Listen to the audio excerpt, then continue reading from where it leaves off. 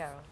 Now, family disputes, relationship breakdowns and being unemployed are just some of the reasons why people are forced into being homeless. But shocking new research shows that men who sleep rough are dying at the age of 47 and women at 43. A study commissioned by the homeless charity Crisis shows the lives of the homeless are on average 30 years shorter than the rest of us, where the average life expectancy is 77. Mike Sargent is in South London at the Crisis Centre, where they're gearing up for Christmas there.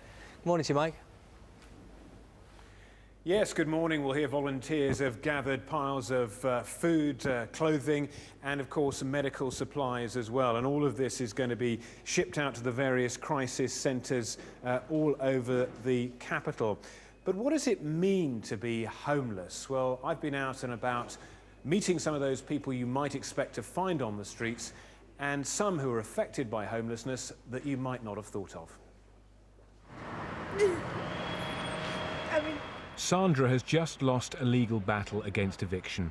At court, she was told she had just 2 weeks to leave. I mean, I knew that was going to happen, but it's just...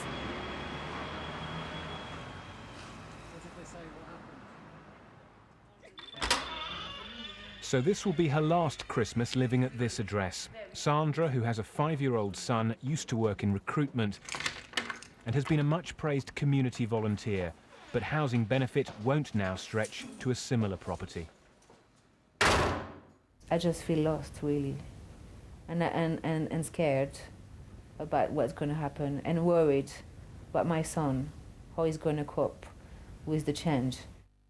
Stories like hers challenge preconceptions of who might be affected by homelessness.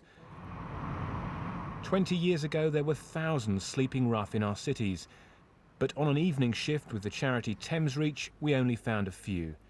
Many now come from abroad and often have very specific personal problems. Is it because of the drugs that you're here? Oh, yeah.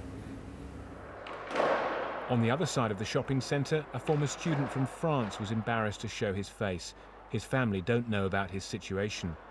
I wasn't born homeless, but I just found myself into it. Because things just happen. Where do you sleep? Well, there and there, all around the city. When the temperature drops, most find temporary shelter. Some of them are on controlled drinking. In a hostel, I met Tracy, who nearly died from alcoholism, but is now sober. She's back in touch with her children and trying to escape this chaotic environment. I have seen quite a few friends in here die through alcohol-related problems, drug addictions. But, you know, you remain upbeat with hope that you're going to move on to your own accommodation.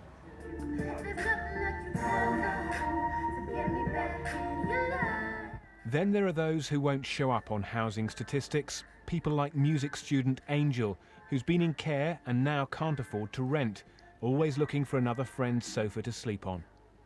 When you think about the things you want to do, it's hard to maintain those things because you don't have a stable place. So where you're thinking, oh, where am I going to get up from and travel from today to get to this certain place, it's really hard. You just, I don't know, it just changes you as a person. Then it can either kill you or just make you stronger. Almost everyone will have somewhere to escape the cold this Christmas. That doesn't mean they'll all find a decent place to settle.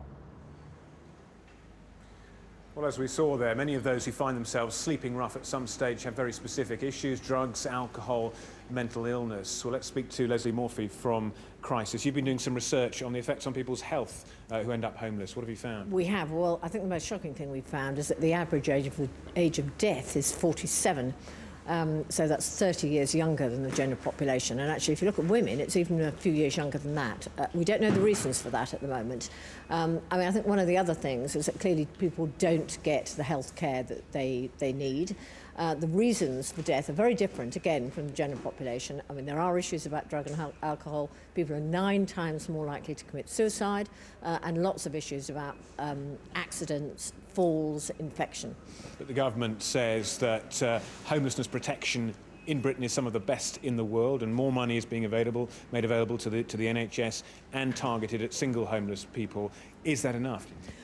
Some of that is true, is we do have good protection and there has been a safety net. However, the safety net for single people has always not really been there at all, and we've been extremely worried that actually some of the issues that are coming through housing benefit are going to actually increase problems, because actually that's going to take some protection away. Because the protection for homeless people and the way we measure homeless people is often we measure the most vulnerable people. And those sometimes aren't the young single people, are they? Well, it's not just about young. I mean, single people are not counted as in priority need. So when it comes to allocation of housing, they tend not to be anywhere near the top of any kind of list.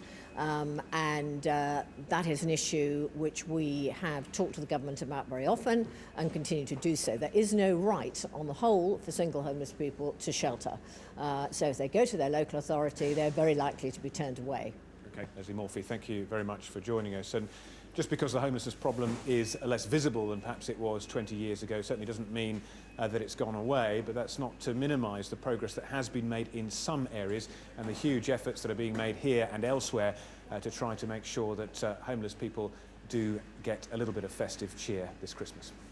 Mike, thank you very much. Yes, thank you, Mike. Still to come here on